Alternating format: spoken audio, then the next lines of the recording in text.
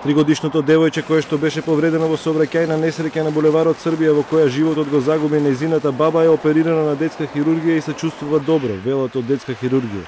Во билтенот на МВР вчера беше евидентирана уште една сообраќајна незгода во која сериозно беше повреден пешак на булеварот Александар Македонски, каде што возило со прилепски регистарски таблички удрило во 16-годишна девојка, која со возило на брза помош била префрлена во комплексот клиники Мајка Тереза, каде биле констатирани тешки телесни повреди.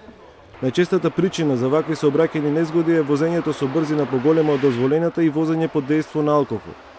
Градот Скопје од денеска започна акција за поставување на дигитални мерачи на брзина пред неколку поголеми средни училишта со надеж дека тие ќе придонесат за намалување на брзината со која се вози по големите булевари.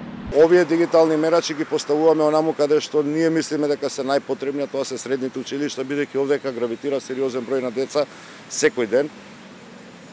Ичда не е, нека бидат опомена која ќе види секој од возачите колку вози, нека биде опомена да помисли дека се наоѓа пред училиште.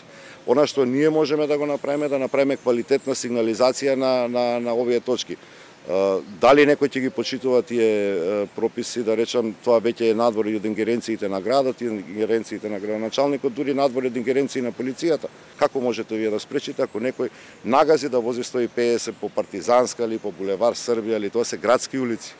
Статистиката вели дека бројот на сообраќајни незгоди за оваа година е сличен со бројот на минатата година. Во 2017 имало 4019 сообраќајни несреќи во кои животот го загубиле 137 лица. Проценетата штета била во висина од 116 милиони денари.